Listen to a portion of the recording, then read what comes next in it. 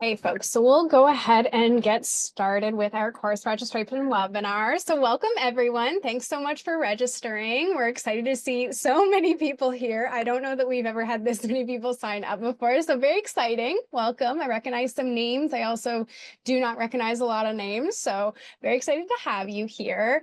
We'll start just by introducing ourselves. My name's Sarah. I'm an admissions counselor here at Mount A. My formal title is Campus Liaison and Confirmation.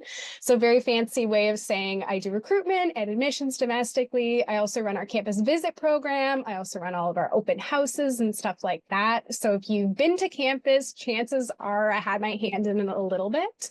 And I'll pass it over to Shannon here, my former colleague and now slightly distant colleague. So yeah, my name is Shannon. I am now an academic advisor, but I used to work in recruitment and admissions, so I might have met some of you on the road as of last year.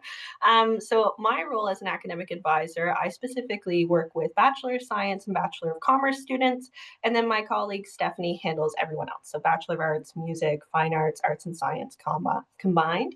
So our role as academic advisors, we're here to meet with students right from first year onward with their degree planning, knowing kind of the requirements for their degree. If you want to combine a different major minor and you're wondering how you're going to do that, like we have those types of conversations with students. We meet with students about once a year.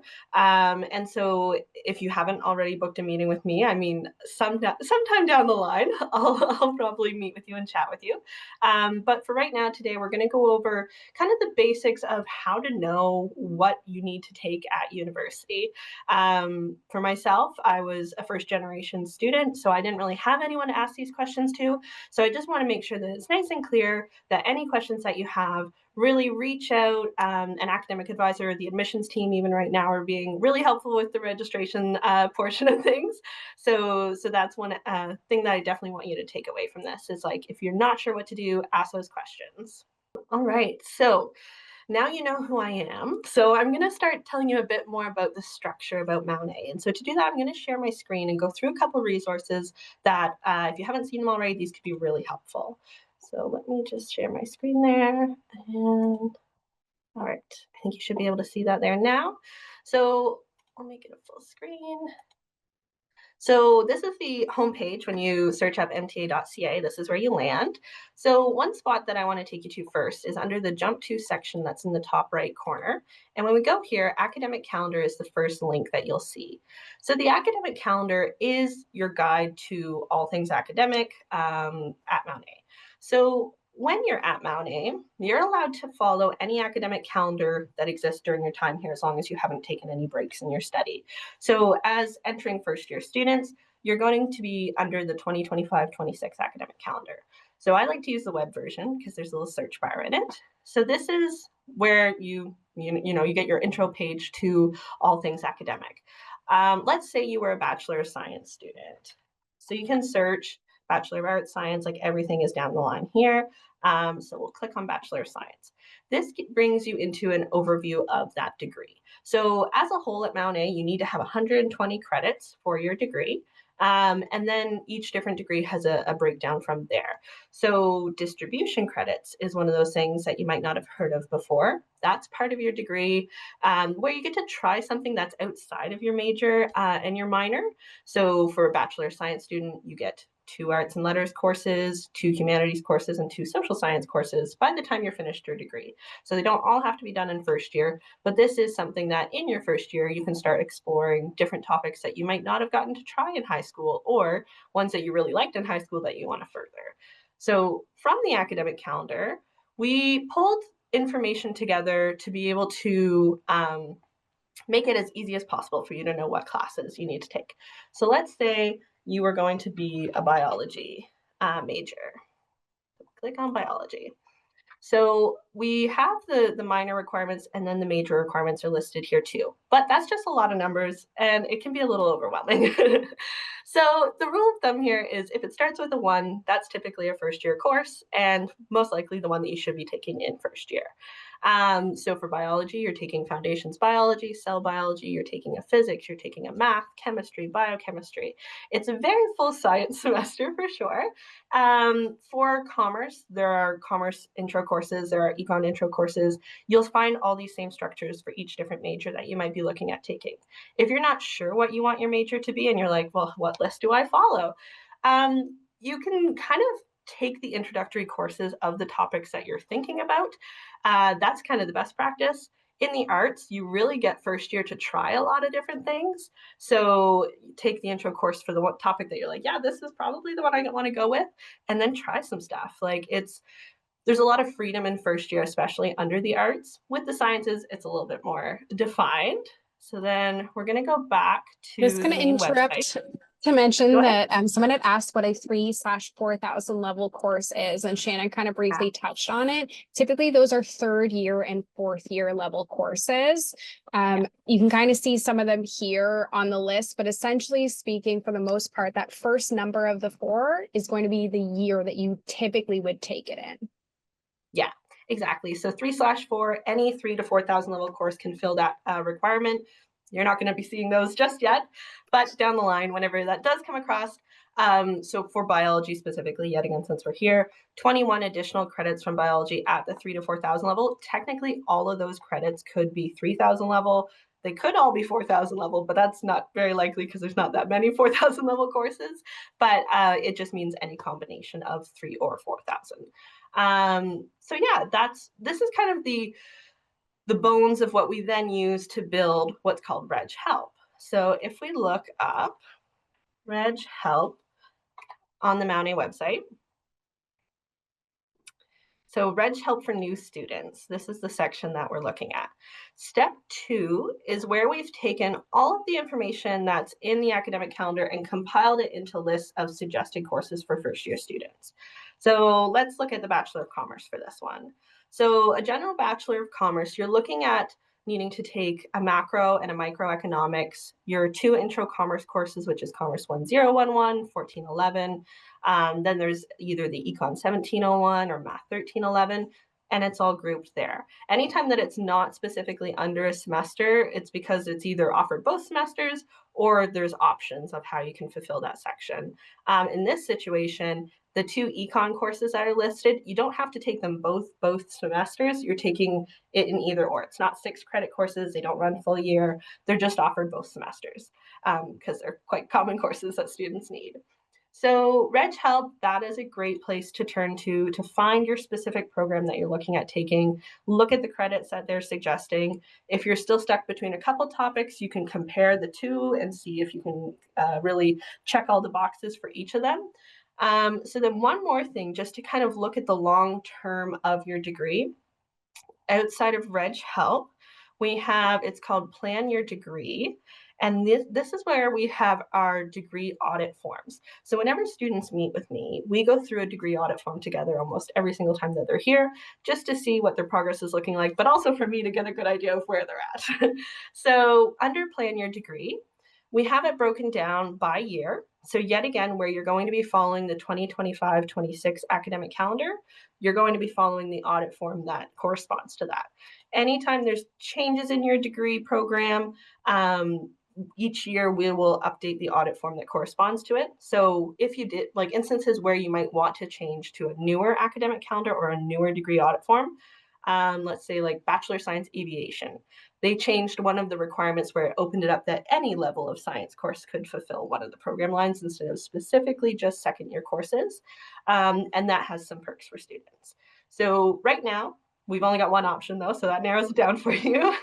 So let's say we're looking at like history under the BA. So this is going to give you all of the requirements that are listed out in the academic calendar, but in almost like a checkbox format, which is a little bit less intimidating.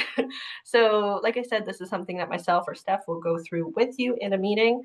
And it's just the best way to look ahead at what the requirements are going to be down the line, know kind of how to plan your classes out. Where is there going to be options where you can fill in those courses? So in this situation, those blank lines, that's where you get to choose what course fills that section in, following the guidelines that are listed with it. So yeah, that's kind of the overall how to know what courses to go for.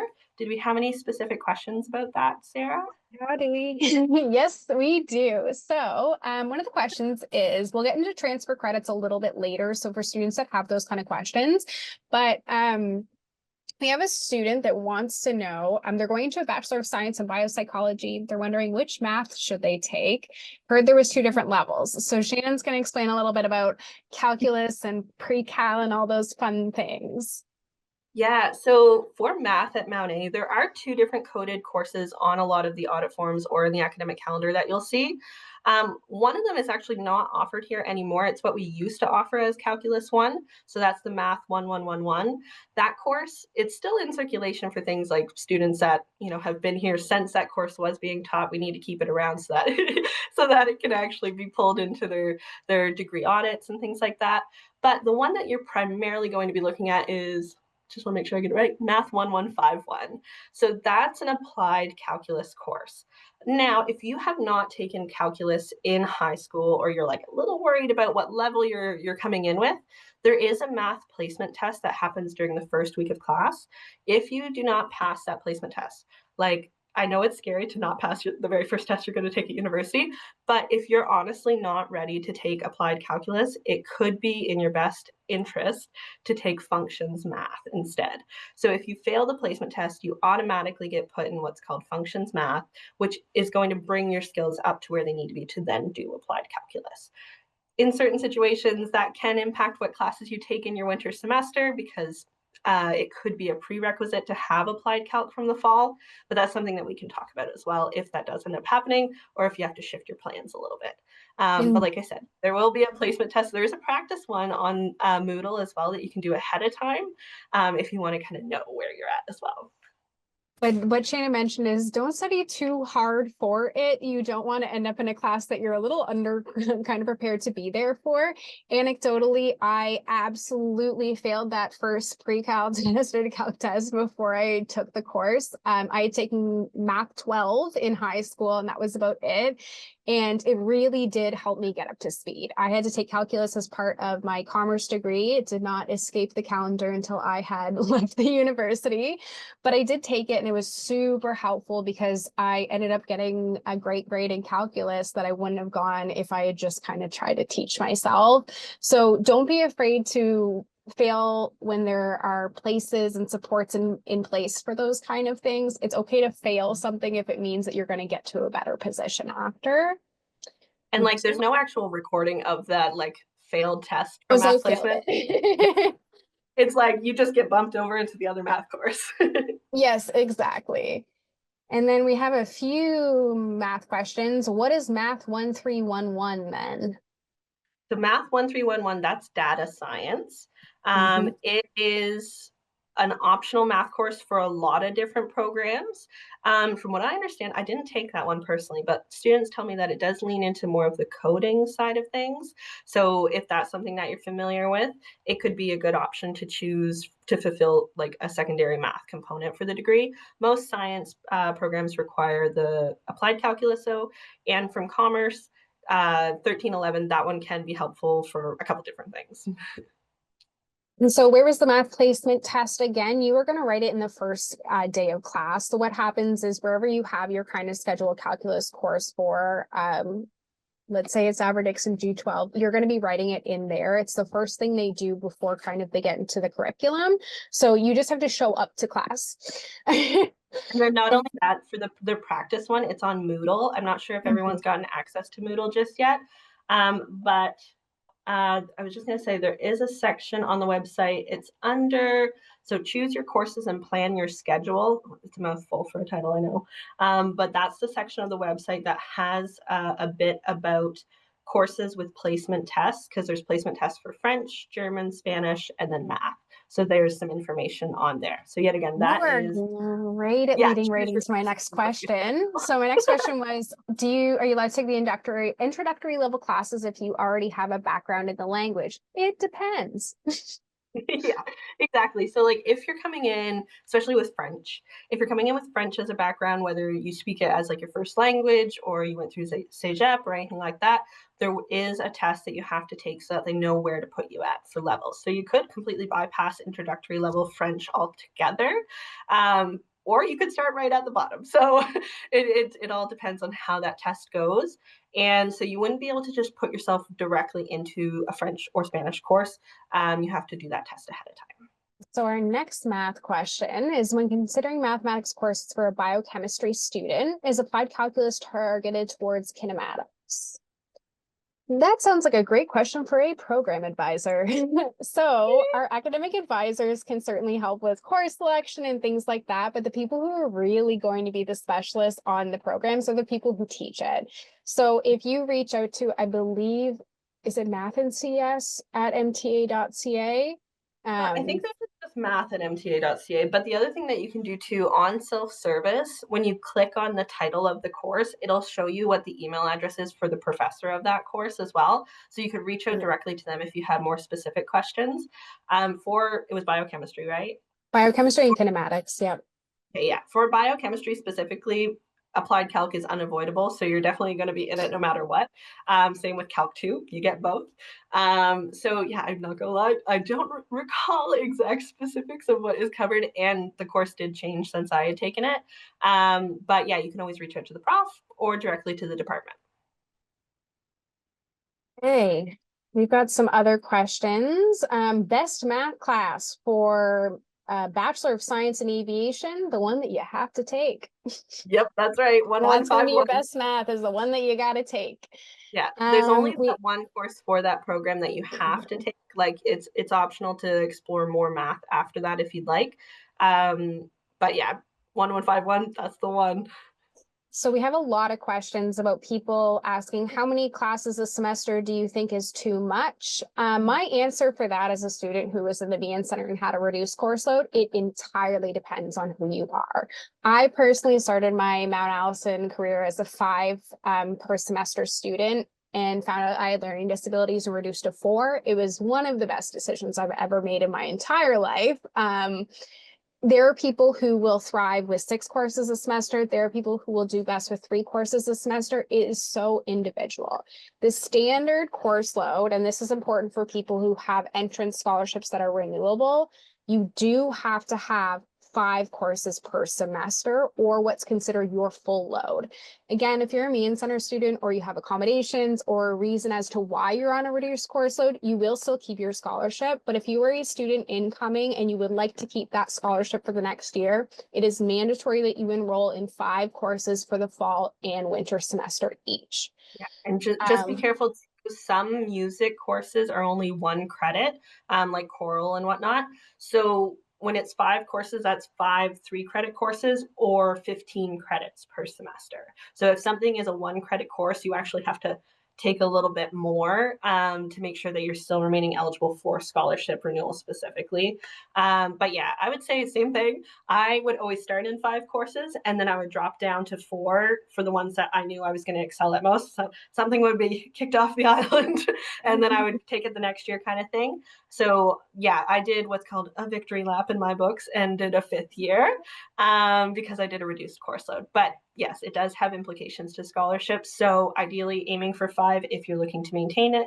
But if it's going to jeopardize you getting the GPA that's needed to renew your scholarship anyways, which is a 3.7 in most situations, then dropping the course can be in your best interest for your GPA. Is 5 courses with 5 labs too much for first semester? Yeah, the 5 labs, you're gonna get out at like 5 p.m. most days. The biggest thing when you're making your schedule as a first year science student is making sure that you at least have a little bit of a break somewhere so that you can get food. That's something to definitely consider. I know when I was a student, Meal Hall was doing box lunches for students that didn't have a break in their schedule. So I'm not sure, Sarah, if you know if they're still doing that. They are? Okay. By So yeah, request, you just usually, have yep. to like give your class schedule to Jennings Meal Hall if you're in residence, and they'll make a box lunch so you can take it to class with you.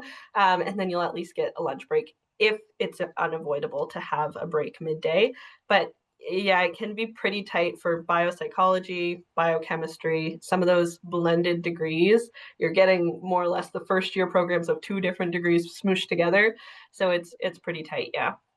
And we have a lot of questions about transfer credits. So maybe let's take a quick peek at kind of how those work. A lot of people wondering how do they kind of select their courses if the transfer credits haven't been credited yet. So in cases of predicted IB scores or AP exams that haven't been written yet. So maybe if Yeah. you want to show that nice, beautiful website. Okay, one moment.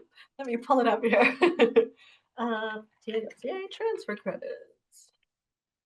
So yes, as a transfer student, if you haven't received your transfer credits by the time that registration opens up, your main goal is going to be to register in first year courses as if you didn't receive any transfer credits.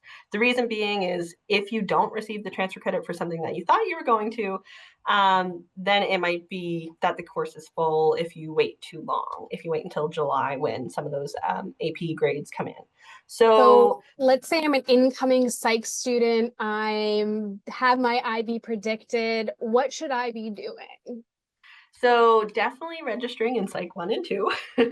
And then depending on if you're arts or science, that'll dictate if you're grabbing any more science courses or if you're looking for just some additional electives. But the main thing that you're looking to do, depending on what type of transfer credits you're bringing with you, is making sure that an official final transcript is being sent to Mount Allison directly from whoever's issuing those grades. So if they're AP, they need to come directly from not even your institution. It's like from who is organizing the AP exam board, exactly. And so on the transfer credit website, though, this gives you a bit of an idea if you haven't received any evaluation just yet of how each different type of transfer credit can come in. So AP credits, you can receive a maximum of 30. We're looking for anything above a 4 or a 5. And then there's the equivalencies listed here too. So you can go through, you can be like, yes, I took calculus AB. Well, you're going to get the math course that no longer is taught here, but will still count towards your degree, math 1111. And then if you did the BC, well, then that would be calc 1 and calc 2. So you can go through, find the courses that correspond. Same with IB. We have the difference between the diploma or the certificate, and then the breakdown for that below it as well. And then we have a little bit of breakdown for different things too. So if you're doing British A levels, CAPE, CEGEP, different things like that. No matter what, we need an official final transcript though before we're able to do the evaluation. And that includes if you're transferring in from another post-secondary institution. It can take a little while to do evaluations, especially from other post-secondaries that we might not see very often because we do have to go through them individually. And sometimes it can also require that you send along course descriptions of those classes. So like a course syllabus, something like that, so that we can actually see what you covered for content and give you the proper credit as transfer. When credits transfer in as well, they only ever come in as a P or a CP, which means P is like you passed with a C- or above, which is like a continuing pass. And then CP would be if you received a pass, but we're not going to credit it as something that you can keep going in that topic with. So let's say I have not requested a transfer credit assessment. How would I go about doing that? So to request an assessment, it's handled through myself, Stephanie, and we have another support person right now, which is very lovely. And so you can email advisor@mta.ca specifically saying like, hey, I have transfer credits from whatever. Can I get an evaluation done? In certain situations, if you've already accepted your offer of admission, paid your registration deposit, things like that, we are able to do the evaluation. Even if we don't have an official final transcript, if we have an unofficial final transcript, we can give you an evaluation that just will tell you what you'll eventually get once we have the final official. So yeah, depending on what stage you're at, just contact us as step 1, and then we'll request the additional information from there. And so we have a few questions about, I sent my AP scores to Mount A over a month ago, don't see any transfer credit applied. Shannon and Steph are a 2-person team, so it does take a little bit of time. Chances might be that you don't get your assessment back in time. So as Shannon mentioned, you should just kind of schedule classes as if that course did not exist. So if you haven't gotten your transfer credit evaluation yet, it's because they're probably working on it. And these things take a lot of time. So book as you would, pretend the course does not exist. And then if you do end up getting that credit, you can drop that course if you choose to and pick up another one. And if it has been like a month, I'm not gonna lie, you could send a follow-up just in case something happened. If the file was brought in at the front desk but didn't make its way to transfer yet, like it could be between the two of us kind of thing.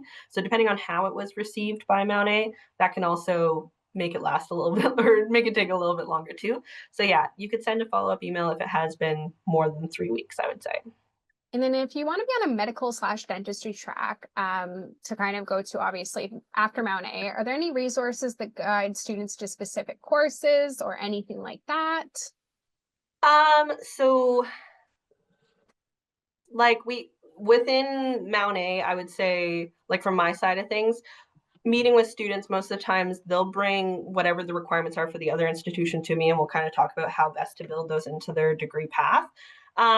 With kind of the student body led side of things, we do have a med law group which work for prepping for med school or law school. So that is through MASU, so Mount Allison Student Union. And you can be involved with that right out of the gate. So if you arrive here, you want to get involved with med law, whether it's attending their help sessions. I think they were meeting at least monthly this past year. Yeah. Yeah, and so that's definitely something on the student body side that they've really taken a good initiative with. But outside of that, I mean, you're going to technically be prepping for med school no matter what degree you're taking if you're going to med school in Canada, because the main thing is being able to place well on the MCAT test and pass your interview. I say just as if it's easy. It's not And easy, have a high obviously, CGPA. but there's not a lot of specific requirements for med school. Most of the time, what I would suggest, if you do have medicine in mind, organic chemistry is one of the courses that you'll want to have taken. You'll want to take your general physics instead of physics for the life science. You want to take more of your intensive maths where there are math options. So like Calc 2 instead of taking finite math or something like that. Yeah, so there's ways that you can shape it more directly based on where you want to go after Mount A. A lot of the onus is on you as a student to know what other places are looking for, but you can bring that information to a meeting with me and we can go over it together as well. And that generally does seem to be the best thing for anyone who's considering postgraduate studies. Shannon obviously doesn't know all the admission requirements for every school, even though she is phenomenally smart. She's not that good. So the best thing you can do is bring stuff to her. If you know that you want to go to that Bachelor of Education, that dentistry degree, you want to become a vet, find a few schools, find out what their kind of requirements are and work backwards. That kind of stuff will allow Shannon and Stephanie to help you get to kind of places that you want to be. And then I think we've already touched on the idea of program advisors. So within each department, there is a program advisor that is a professor. And so they're a really great resource as well as someone that literally went through the process of higher education in this certain topic. And so whether they taught it, took it, or know somebody that's doing it or is teaching it, like if there's a specific interest that you have, they're also really great within their field to know like what to do. Kind of a question tangentially related to the last one we mentioned. When should transfer credits for AP courses show up for me? I believe the system currently won't allow me to register for courses where I need the transfer credit as a prereq. You are correct. You will know when you get a transfer credit evaluation finished because Shannon or Stephanie will email you and they'll let you know exactly what has been transferred, where it's going, and all that kind of stuff. And that will be your notification that those credits have been applied. Yeah, and the way that that document looks as well, it'll say the course that you completed, and then it'll say the equivalent of what's taught here. So you can use that letter to do a little bit of a work back as well with one of the degree audit forms that I showed here. And you can check off, okay, like my transfer credits are equivalent to this, this, and this. There are certain things like if you get Chem 1 and Chem 2 or the 2 introductory biology courses, in order to take the 2000 level course, the department do want to touch base with you just to make sure that like it is going to be a comfortable transition, because sometimes it is in your best interest to repeat courses that you already are getting transfer credits for. You can take them again here and it could be considered an easy A if you've already done it in high school and did really well in it. So that's something where taking the course again can be strategic, especially for scholarships, GPA, that kind of stuff. I understand though, if you've already done like 30 credits, you're like, I want an extra year on my transcript. Like go for it. Depending on what program you're going for, though, even if you got 30 credits transferred in, it might not always translate to you being done here within 3 years instead of 4. It all just depends on how those credits are assigned to the degree that you're looking to take. Does Mount A offer a jazz music course or credit of any kind? So, Shannon, if someone wanted to find out maybe if there was a course that existed in this, how would they go about doing that? So that was for jazz. Yes, for music. So for music, if you're not a Bachelor of Music student, there are music classes for non-music majors, and there are some ensembles that you can take even if you're outside of music. So the music department has really great resources on their department page. And so one of them, literally, if you just look up music classes for non-music majors, that'll tell you a full list and what semester they're offered. So that's normally where I point students towards if they want to take a music course. As someone that doesn't advise for music, though, I don't know much else outside of that. Do Do you, we Sarah? maybe want to log into self-service and do a cursory little look?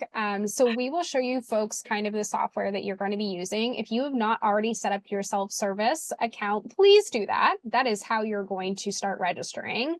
I'll answer one of the questions. When is course registration going to open? Well, it opens on June 2nd. So you will receive an email to your @MTA email account. So please have that set up and ready to go about when the window of course registration will open for you. All first year students will register June 2nd. It just depends on what kind of time slot you have. We highly, highly, highly recommend that you have everything kind of set out before your course registration period opens. That way, when it does open, you can just go ahead and register. So Shannon, do Yeah. you want to take us through? I am a first year psych student and I need to register. So self-service, this is at least what my platform looks like when I land on here. So I'm an employee and a past student. So there are some things on mine that you won't see on yours. But the main thing that you're going to aim to go for when you land on self-service is the course catalog. And so this is something where you can go about it 2 ways. You can search by subject and list every subject that we have, or you can do an advanced search. And I like to do this with nothing refined. And then you get to see every single course that Mount A offers, which is a lot. But you can sort by subject using the filter down the side here. So let's say if it was specifically music and you were a music student and you were looking for courses, this is where you would filter down, you would see music, and then you can see the course offerings here. Now, I just want to point out, just in case this is still the case when you guys get access, it's listing last year's courses on self-service still. So make sure you're not grabbing those ones. So we've got winter 2025, we got spring, but then we've got winter 2026. That would be the one that you'd be looking to grab. You would add it to your schedule. So yeah, that's pretty much how you know if a course is being offered this year. You can search by the subject, you can search by the semester that it's being offered, the day of the week it's being offered, the year of the course. Obviously, first year is the main thing that you're going for. There are some first year or second year courses, though, that don't have prerequisites. So there's nothing that they're checking for that you've passed in order to take this course. So in that situation, I know there's a lot of know if a course didn't have any prerequisites. How would I what's find sorry? that information out? How would I find out if a course doesn't have prerequisites? Where would I find that information? So it's in the academic calendar, but then it's also listed within self-service. So this course here, like it says History 1641, Town Life in the Middle Ages, 3 credits. So we know it's 3 credits. It's not 6 credits. It's not 1. And requisites, it says none. So if you had to have completed a course in order to take this one, that would have given you the list right there. And another thing I want to point out is in terms of labs or tutorials, they're normally listed directly below the class. If there's no drop down for the lab or tutorial, that could mean that number one, the teacher's going to wait until everyone's arrived in class to determine when a tutorial works best for everybody, or it could be that there just isn't one anymore. So if there's no drop down for the lab and it doesn't list a lab as a requirement with the course, don't freak out. It likely will handle itself. So for some of those 2000 level courses as well, let's scroll down a little further. So yeah, we've got like Europe during the medieval era. So yet again, requisites, none. Even though it starts with a 2, there's no requisites, so you would be able to take that. And then, yeah, there's a couple more. We got Alexander the Great, all sorts of stuff. So for an example of some of those prerequisites, I'm going to go up to let's go to biochemistry since we've had a couple of biochem students with us. So Biochemistry 1. So this course, I've already attempted it and completed it.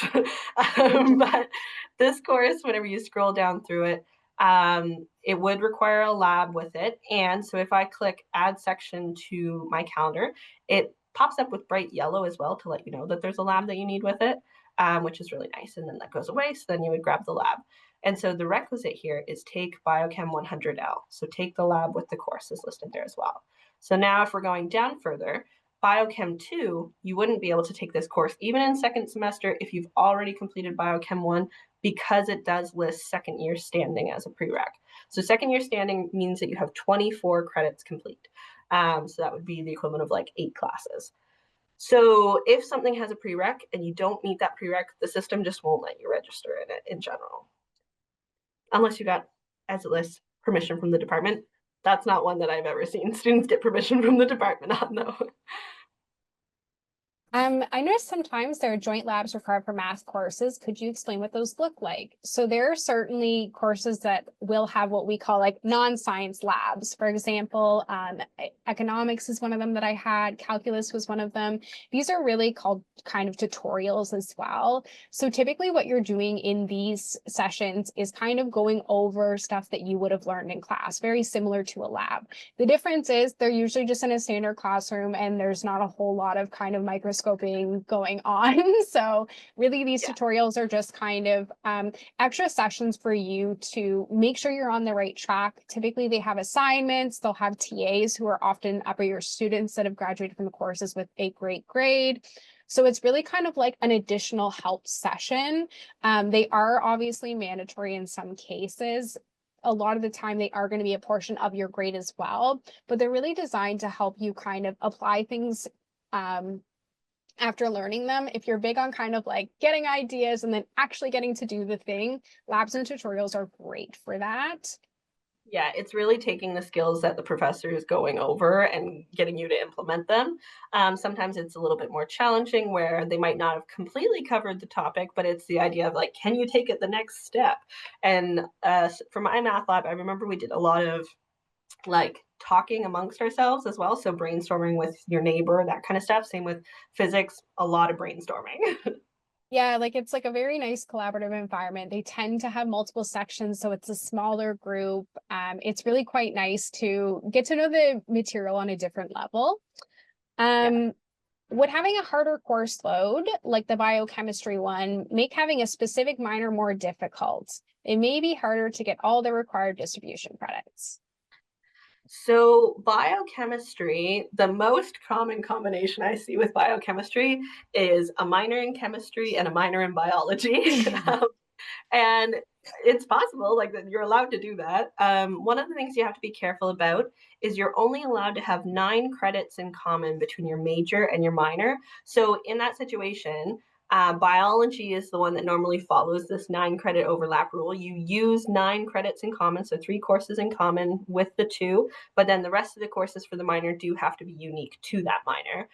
But then chemistry as a minor with biochemistry, if it's your second minor, can have an unlimited amount of overlap.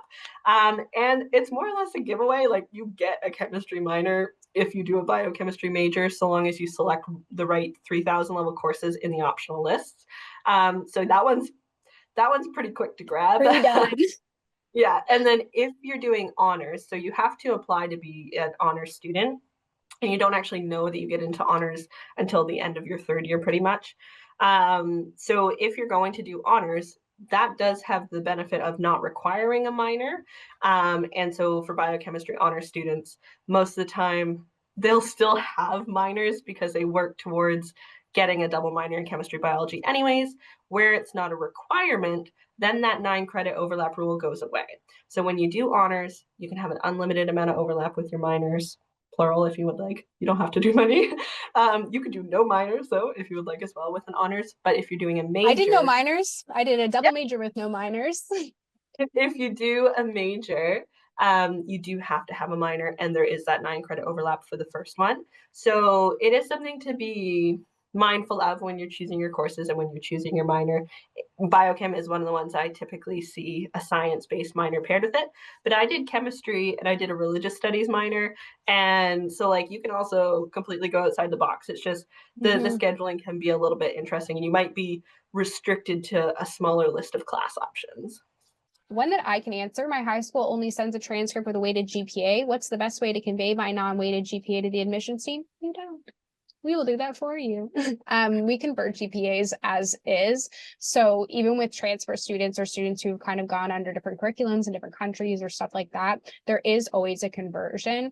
If you're exceptionally concerned about it, you can always email us, admissions@mta.ca.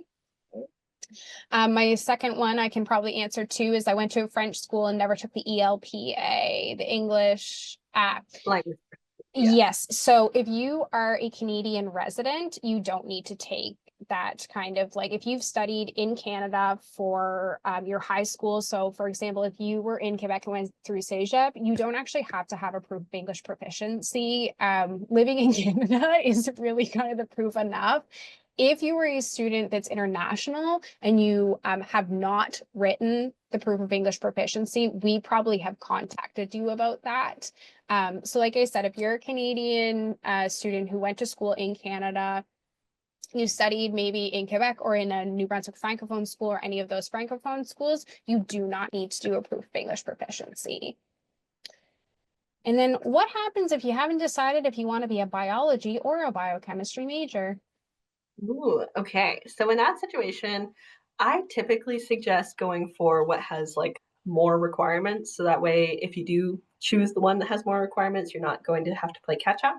So even though Chem 1 and 2 are not required courses for biology, just Chem 1 is, I would still take both.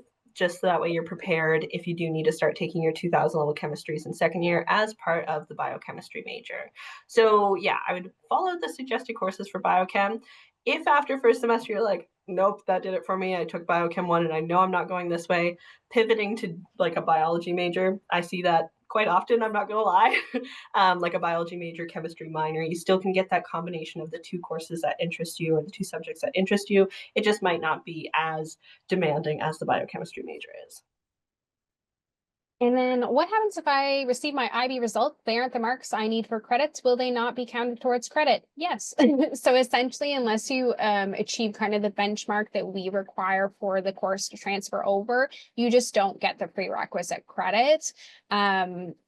So again, if you were to take, for example, IB Math SL in grade 12 and you don't get a good grade in it, we will not be transferring that over to a credit here. What non-music classes are good for music majors? It depends. What do you like? One big hint and one big piece of advice I have for everyone is explore the academic calendar. My mom, bless her heart, printed off the entire thing. Do not do that. And I went through and circled everything that just sounded cool. This is an opportunity and a place for you to explore. I'm not going to tell you what sounds cool or interesting to you because it's going to change and it's going to be different. So if you're looking through and you're like, you know what, maybe this history course, it sounds really cool. I'm interested in what they're talking about. Just pick it up and take it. Especially as a first year student, you really can't mess up your electives or your distribution credits. And speaking of distribution credits, do distribution credits need to be different courses than what is listed as specific requirements from the choices on the program credit requirement options? Yes. So yeah, if you were looking for distribution credits, from what I understand from this, like for humanities, you could take 2 history courses for that. For arts and letters, you could take 2 English courses for this. And for social sciences, you could take 2 econ courses for that. Like the 2 courses that you're choosing for each group can be the same as each other. But there's a limit there as well for things like visual material culture studies, indigenous studies, and feminist and gender studies. These topics can count as like multiple distribution groups. So there is a limit to you only being allowed to take 6 credits from a certain topic towards distribution, because what could end up happening is you could take 4 VMCS courses, and that could be your arts and letters and your humanities, where the whole point of those distributions are to get you to try new things, to try different things, and get the well-rounded education that liberal arts promotes, right? So yeah, there is a level where you can take the same courses for like one distribution group, but you just can't take more than 2 courses from any one topic. What happens if the courses I want are full when it's my turn to register and I don't have others planned to take? We highly, highly recommend you have other ones planned. Yeah, so when you have, if there's a course that's full, you can add yourself to the wait list. And then what happens with the wait list is as it gets worked through, as students change out of courses, as they either increase the course size, different things can happen. Sometimes it just doesn't move as well, depending on the course. But if the course waitlist is moving and you've added yourself to the waitlist, you will receive an email when it's your turn in the lineup to register for the class. You'll have 48 hours from when you receive that email. So definitely watch your Mount A student email if you end up on any wait lists. And that wait list can move even up into the first week of classes. Like people make a lot of decisions in the first week of class after they see the syllabus. So if you are on a wait list, still grab another course. You can be registered in 5 courses and on wait lists for other courses, but whenever you get off the wait list, then you'll have to drop out of something to put it onto your calendar. So you'll still be restricted to 5 courses on your calendar, especially in first year per semester. So add yourself to a wait list, grab something else as a placeholder that's the next best thing. And then whenever it comes time, if you make it off the wait list, add it to your calendar, swap the other one back out. And then can you do anything in advance of June 2nd date to make June 2nd easier? Yes. So you can go online, you can plan out all of your courses, line everything up in your schedule so that on June 2nd, when you log in, you simply click register. I think it's register now, I believe is the button. Click that and it registers for you. We highly, highly, highly, highly, highly recommend doing this. If you are pre-registered for courses and you go to register for them and there is no space, you will get a pop-up that will let you know that you have not been registered in that course. Everything else will be a little block that turns green. But like I mentioned, very important and very good idea to kind of pre-do all this work so that you're not doing it while other people are registering. There's quite a group that'll go through during your time slot. So you want to make sure that you're getting in there, you're clicking that register now, everything's working out. Another question, what do you recommend in terms of what time of day to take courses or how to space them out? For example, with labs, should I do these right after corresponding science courses or another time? So I was a BA student. Really, it kind of depends on when the classes are offered a lot of the time, unfortunately. When you get up into upper years, this becomes even more so. But typically speaking, there's maybe 1 to 2, sometimes 3 if it's a really big course, options for a course. So you're not going to have a ton of ability to choose when you're taking courses or kind of what time of day or when things fall. But this does open up with labs. Typically, there are multiple lab sections of everything. And so you can kind of do a little more kind of moving around to make the most sense of it. What are the language requirements for graduation? There aren't any. So if you are going to Mount A is an English only institution, there is no requirement for it. Shannon, did you take an English class your entire time here? I did. I took an English class as one of my arts and letters distributions. Something to be careful about is for grad schools, I've been seeing this come up more times than not, like 6 credits of English in a literary based English course can be a requirement for different science-based grad schools.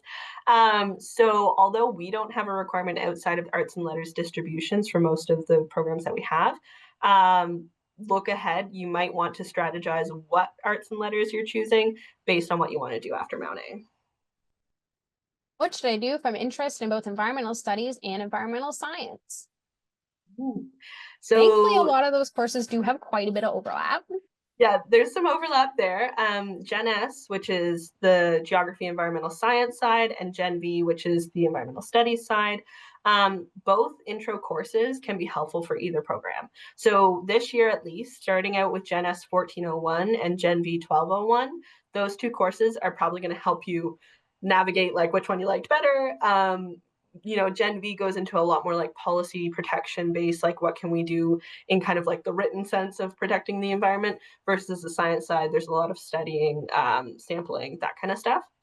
So You can do a combination of some type if you'd like. There's also upper year courses in Gen S and Gen V that are cross-listed, which means taking that course can give you credit in either direction, whether you need it to be a Gen V course or a Gen S course. So it covers enough content that you're going to get kind of both concepts in there. So you could also just like do, you know, environmental science, but take a lot of these cross-listed courses too, to Mhm. appease your interests. And then another one is an environmental studies student. There's no environmental category in the course registration. So you are underneath what's called geography and environment G, as kind of Shannon just mentioned, your Gen V for the environmental studies and Gen S for sciences. So it won't say specifically everyone's major there, but it's what kind of department you're studying under. Yeah, and if you're in the academic calendar under the geography and environment section, there's actually more than just environmental studies and environmental science when it comes to things like minors. You can do a minor in geography, you can do a minor in GIS, so geographic information systems. It has a bit more of the computer science side of things to it. Yeah, environmental studies, environmental science. So there's also more content if you keep scrolling through the page in the academic calendar. It just kind of keeps going. As someone who's going into the Bachelor of Arts with an undecided major, what would be the recommended majors and minors if I want to go into video and film production? So as we kind of mentioned, the best thing you can do is work backwards. Is there a studio you want to work at? Is there another degree that you want to follow? Is there a job that you're looking for? Bringing that information to Shannon or Stephanie, depending on who you're with, will be able to kind of guide you and go through. There are certainly screen studies and popular culture courses that you should probably take. But really knowing kind of like the goals of the next place you're going to is really going to help. Yeah, screen studies, visual material culture studies, depending on kind of where you want to go with it. Sometimes there are fine arts courses that are open to all students. There's typically like one each year. I think this year it's called Fundamentals of Drawing. So yeah, there's different aspects of art that you can get into in a variety of ways. But yeah, exactly like Sarah said, looking ahead, what you might want to do after, and then choosing from there. But at least the introductory courses for screen studies and VMCS this year would be a good like jumping off point. And so our next one is, how should I declare my minor in first year / how many classes of my minor should I take in first year if I do plan on declaring it? So I'd be interested to know what minor you have because that could also change a little bit. But just general rule of thumb, there's a declaration form on the Mount A website. You can just Google declare major MTA, and it'll pop up there. You can declare your major or major minor using that form. So if you had one minor in mind, you can fill it in there. If in second, third year, you're like, actually, I don't want to do that minor anymore, I want to change it, or you want to add another minor, you just fill out the form again with the new programs that you're interested in. So that form is something that is flexible. We don't really check that you meet any requirements to do it outside of if you were looking to change into fine arts minor, like that requires a whole portfolio section.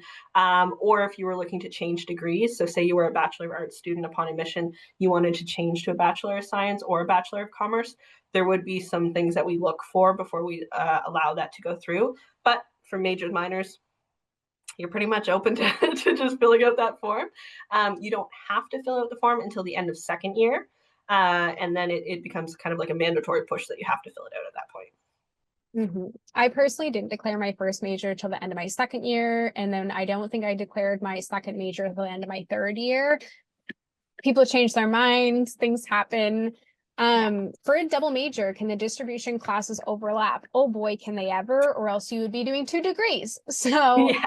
for me, I did my commerce requirements, my psych requirements, and 1 distribution requirement. If you really want to do 2 separate distribution requirements, my recommendation to you is to get 2 degrees out of it and not just 1. But yes, distribution classes can overlap when you're doing a double major. Yeah, and when you do a double major, you're allowed to have 24 credits in common between the 2 majors. So like for commerce and psych, although those sound like something that would not have overlap, they actually do because we have cross-listed courses in psych and commerce.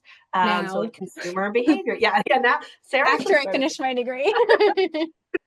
So yeah, so there are courses that you can share between the two. So if a double major is something that you're interested in, it does happen easier in terms of scheduling if there is a decent amount of things in common between the two programs. This one says, but the course listed are now last year's. When will they become the next year? They are listed on there already. Just please do not register for fall 24 to 25. You will see fall 25 and winter 2026 on there. They're all up there now. Just please avoid doing And that. if there's a course where you see like fall 24 but no fall 25 below it, it could be that that course is a rotational course. So not every course is offered every year here because we are a smaller institution. The departments themselves have to pick and choose what they can offer from year to year. And so it could be that the course that you were looking at might come back next year.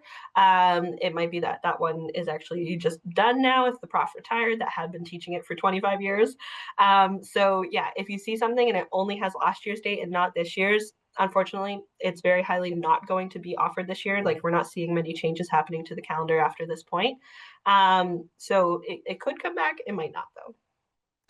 So we have some other questions. The follow-up was, but if I don't declare my minor in my first year, should I take the classes that are close to what I'm planning to minor in? Yes. If you are planning to major or minor in anything, you should probably take the courses for it. Would I need to have a course in my minor in first year, or can I wait until second year to start taking them? I would say like try to have one if you can. If it's Yeah. just not going to work with your schedule, like say you're a biochem student, as we've mentioned a couple of times, and it's just not working in your scheduling, depending on the minor, yeah, like some minors you can start in second year. Some minors you can technically start in third year if you're really able to cram in 8 courses in the 2 years that you have it. The only issue is if it's a minor that has like first year courses that are prereqs for second year courses that are prereqs for third year courses, if you wait to start that minor, then it pushes how like when you're going to be able to finish it. So VMCS, Visual Material Culture Studies, that minor has 2 courses that are required and they're 1,000 level courses with no prereqs. The rest of the courses you get to choose so long as 2 of them are upper year classes. So that's one of the minors that I've seen students tack on in like their final year almost and just grab all the classes that they needed. Don't recommend that approach, but like it just all depends on what minor you're going for. And so if you want to do that research to know if you're safe or not to kind of delay the minor, you can reach out to us, but also look at what the prerequisites are for the courses in the minor. And if it seems like there's a lot that require each other, you might want to get a jump on it. And someone else had also asked, will we be able to register for courses for the winter term? Yes, we highly recommend, yet another thing, register for fall and winter. Everyone else is going to register for fall and winter. And if you wait until winter to register, you are going to find it very hard to get into the courses. So we recommend that you register for fall and winter when you go in on June 2nd and pick all your courses kind of ahead of time, just to make sure that you're on track for the year. Yeah, and that just reminded me as well. So when you choose your courses for the fall winter term, when you're in your fall winter term or when you're in your fall term, there will be a registration deadline that's typically like a week and a half into the course where you're allowed to add things to your calendar up until that point for the fall semester specifically. And then there's another deadline that's about a month and a little bit into the semester where that's the drop date deadline. So you can add things within that first week of school. Mind you, yet again, it's based on where availability is. So it's not exactly something that works out super flawlessly every time. But then the second deadline is where if you wanted to drop anything from your fall semester, you can do that then. The winter term has its own set of deadlines. So the winter term, same thing, like a week and a half into the classes, that's your registration deadline to get into any winter courses, get off wait lists, that kind of stuff. And then a month and a bit in is your drop deadline to drop anything from the winter term. So there's 2 sets of deadlines for the 2 terms. But yes, definitely try to get into everything as soon as you can. And is there a way to plan or see which courses fall on which days and times when you register? Yes. So you can kind of sort by the day of the week as well. Typically speaking, most courses are Monday, Wednesday, Friday, or Tuesday, Thursday. There are a few exceptions, especially if you're in fine arts and music or different courses, but you can simply kind of select it as a filter. Shannon will show you here. If you're So kind of one of the looking things for under under time, that's where you want to look, and that tells you MWF, Monday, Wednesday, Friday, just like Sarah mentioned, 8:30 to 9:20. So Monday, Wednesday, Friday classes are typically 50 minutes. Tuesday, Thursday classes are typically an hour and 20 minutes.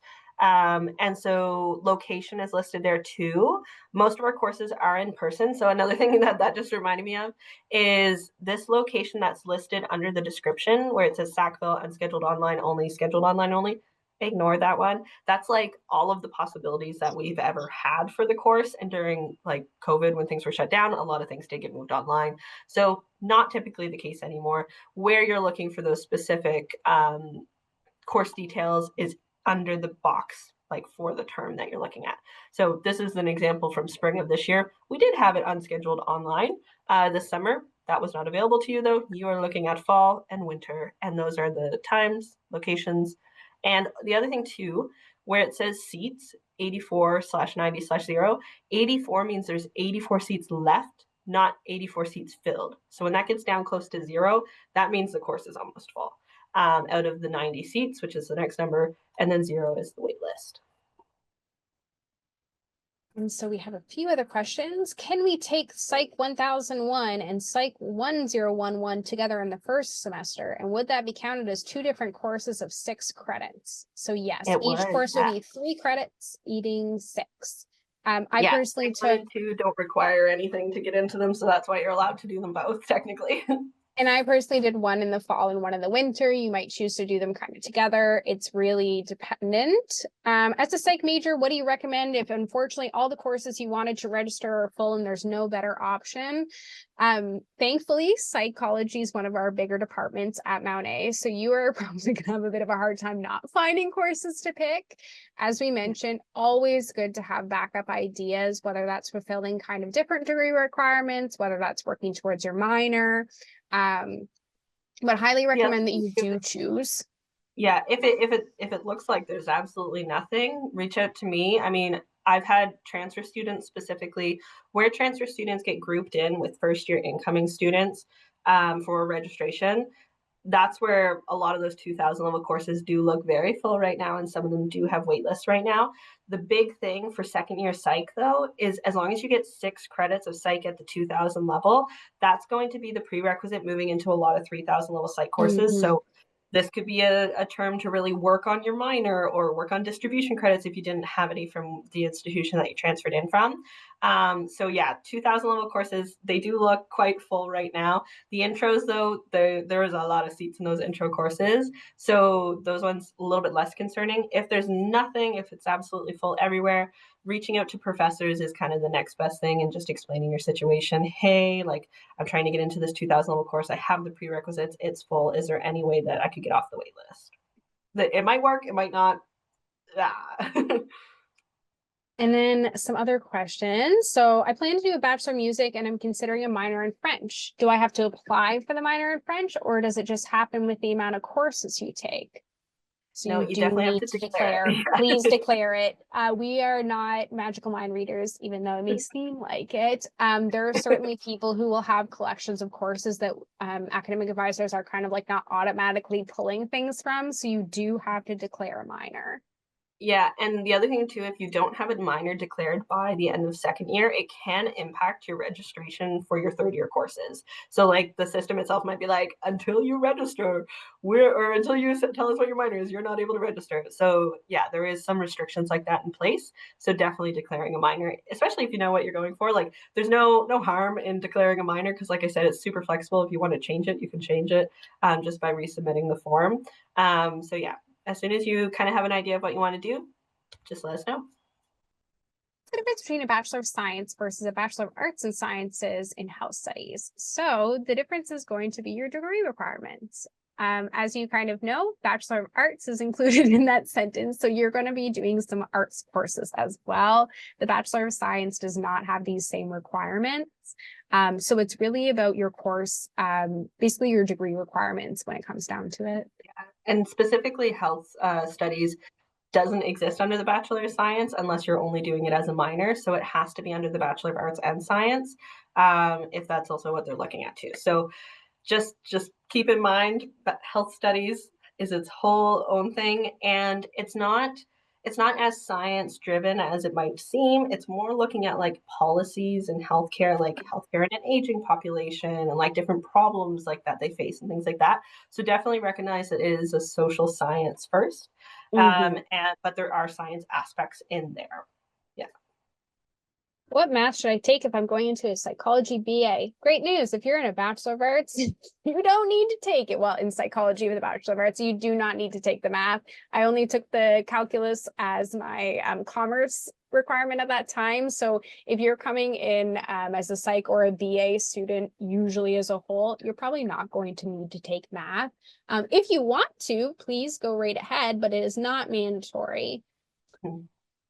And do you have to take a minor if you only have a major? Yes. Yes. If you do a double major like I didn't have to do a minor. That's right. And there is just sometimes I come across this, so just so everyone knows, Bachelor of Commerce with an honors is one of the only degrees that we have that getting an honors doesn't mean that you don't need a minor. So that was a couple negatives in there. So if you do a Bachelor of Commerce with honors, you still need a minor. Most other degrees, though, if you're doing honors, that removes the minor requirement. Are there auditions for musical theater? Yes. So twofold. If you're doing drama through the drama studies program or anything like that, there are certainly auditions. But if you're also looking into things like our Garnet and Gold, Tintamar, the Moche Fancy, they will all have auditions at some point. It's kind of unfortunately unavoidable in a way. But yes, you will have to audition. Again, these are either department run by the drama studies department if it's for them, or student run. Can you elaborate on how you pre-register for courses so that you can press submit on June 2nd? Shannon, do you want to bring up? Yeah. So essentially what you're going to do is go online and register like you would for courses. It just won't let you enroll yourself in the courses essentially. So you can pre-register for everything, put it all together, and then there's a button at the top of the screen. Shannon, maybe if you want to pull up your self-service. Well, what I was going to say is there's a full YouTube tutorial as well that gives you like rundown of how to navigate self-service. So that's something, if you're already going to YouTube to check out this video, then the full like how to is on there with like tips and tricks from current students at the time, now employees. And so that would be something that you could definitely like follow that. And then if you do have any issues, reghelp@mta.ca, that is the contact if you're not able to figure it out. But yeah, like Sarah said, it's literally just like you add it to your schedule and then you click register now from the schedule button. So yeah, it's not too hard, but there is 2 steps. And all of this stuff is underneath too on our YouTube again at Mount Allison. You can find actually the whole entire tutorials on every single thing about course registration. It's under a playlist. So you can go from like, how do I create an account to everything? It step-by-step walks you through if you're a visual learner. How soon will I know what time I can register? I think the emails are going out this week. I want to say. You'll know a couple days in advance, typically, and it will give you the time slot. So they'll tell you ahead of advance. I believe it's like 3 days before what time you're going to enter. And what time zone is it in? Is it my time zone? Yes, it is. Anything that we send out communication-wise is going to be in our time zone, Atlantic time, so you can assume, but they typically do put in brackets beside it the time zone just to be ultra, ultra, ultra clear. Who can take no credit music courses like 1629 Chamber Orchestra? So I think, is that one of the ones that can be taken by anybody? One moment. Let me pull up the list. So there are several orchestras, ensembles, things like that, that non-music students can join. For certain ensembles, they're worth 1 credit. So if you do it for 3 years, you end up getting a total of 3 credits. Some of them are no credit. It really depends on kind of what they're teaching you. Yeah, so let me just see here. We've got 1629. I'm going to share my screen as well just to show this. So this is the page that, oh, one moment. This is the page that I was talking about. It's music courses and programs, and there's a section here, music for non-majors. So it has courses for non-majors, ensemble, and concerts. So this gives you the breakdowns. Chamber Orchestra. Let's click on that one. Chamber Orchestra. So yeah, that's at 1629, 1 credit, full year course. One credit courses as well, they can, if you took 3 of them, so then it would be 3 credits in total, they could go together to be one of your distribution course requirements for arts and letters. But yeah, one of these courses won't work towards the distribution. You would have to do 3 in order to have 3 credits. Yeah, so it's got the rehearsal times there. This is still from last year, so they might not have it updated just yet, but that's something as well. You can always reach out to music@mta.ca, or the prof is linked there as well, with And specific. music is a great department to reach out to. They are super interested in having kind of non-music students join in their music things to kind of add to that interdisciplinary learning. So if you're a non-music student who is interested in getting involved and not really sure where to start, music@mta.ca is great. Kevin Moore's, everyone really who works over there is just absolutely lovely. Yeah. And then this is more of that list of courses for non-majors from the music side of things. So yeah, you can look for those types of courses as well if you are interested in taking any of them. And the last questions that we have in here are all, hi, how soon should I book an appointment with an academic advisor? So, Shannon, tell us all about your schedule. So I am a little booked up. And not that I don't want to meet with you guys. I really, really do. I love meeting with first year incoming students because I just see so much of my own experiences and what you guys are worried about and like the questions that you have. And I just want to reassure you guys so much. But unfortunately, yes, I am booked up with a lot of like students on track to graduate this year, upper year students that have questions and concerns about making sure that they're going to graduate. So things are a little tight right now. So theoretically, if someone wanted to book a meeting with you or staff, how would they go about doing So that? if you did want to book a meeting, we have on mta.ca, you can search up advisor. There's Calendly links. And so that's where you can go to actually book a meeting with us. So I'll share my screen again. I shouldn't have brought it down. So for that, if we go mta.ca advisor, academic advising, and then we scroll down, you will see my face, you will see Steph's face. So this is the other academic advisor, and book an appointment is listed underneath of each of our names for the specific program that you're taking. If you're a Bachelor of Arts Commerce major, that is with Stephanie. I just want to make sure that that's clear. I just do Bachelor of Commerce. If you end up with me, I'll still chat with you, but Stephanie is the person typically to go to. So that is where you can go to book meetings with us. But like I said, we are booked out quite a few weeks right now. And So so with that being said, let's say you're a student who needs to register for courses, but you do not have a way. So should they wait to meet with you beforehand? Absolutely not. What we highly, highly, highly, highly recommend is register for courses as soon as you are able to, and then make changes later on. Waiting until you meet with the academic advisor is going to put you in a pretty tough spot where you're not maybe going to have enough time or the space to register. So we always recommend, if you can't get an appointment with an advisor, another thing you can do, take a screenshot of your schedule, email it to advisor@mta.ca and be like, hey, does this sound good? A lot of the time, Shannon and Steph are able to answer things over email. You don't necessarily need a booked appointment. So if you have a question or something like that, sending an email again with that screenshot saying, hi, I'm Sarah, I'm a BA psychology student. Does my first year look good? And Shannon will be able to work with you. And if they do find you really need an appointment, they're able to book one. So again, highly, highly, highly recommend you register for courses and then switch things later. Now, with that being said, and the academic advisors being booked up, we launched a new initiative. So if you go to mta.ca/visit and click on this tour link, you can actually book a meeting with an admissions counselor. So we have set up a little over 10 time slots every day for the entire month of June that you can go ahead and book. You'll fill in a little bit of information about you, tell us about who you are, and then one of my students will send a Teams meeting to you. You'll log into Teams and we'll meet and we'll have a great conversation about all the fun things about courses. So again, if you do not have the ability to get into an academic advisor meeting right now, email is a great option, but also feel free to book one of these appointments with us. They aren't with academic advisors, they are with admissions counselor staff. But we are very knowledgeable on those kind of things considering what we do on a daily basis. So again, if you haven't gotten an appointment with them, mta.ca/visit is the best spot.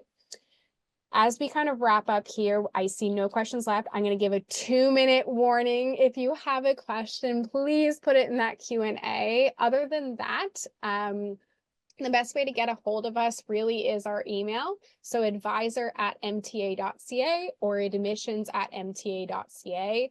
If you're not sure where to start with admissions and we'll direct you to where you kind of need to be. But and then, like with we that said as being well, if said, it's specific questions for like registration problems, anything with the self-service platform, reghelp@mta.ca. Yeah. And so our big take homes are set up your Mount A email, check it as much as possible, register for both that fall and winter semester as soon as possible, and get excited. I know this is a very daunting time of year and it feels very final and kind of serious, but you will find that once you get onto campus and start getting in your classes, things kind of fall into place. This is really just about setting up your time here and making sure that, you know, your academic journey is somewhat in line before you start. We do have one question. The stats course 2311 says that it is stat 1, or is it a first or second year course? So that number 2 at the start is going to tell you that it is a second year course. So again, those 4 numbers, that very first number, that 2 or the 1, the 3 or the 4 is going to denote what year typically they're taken in. Yeah, exactly.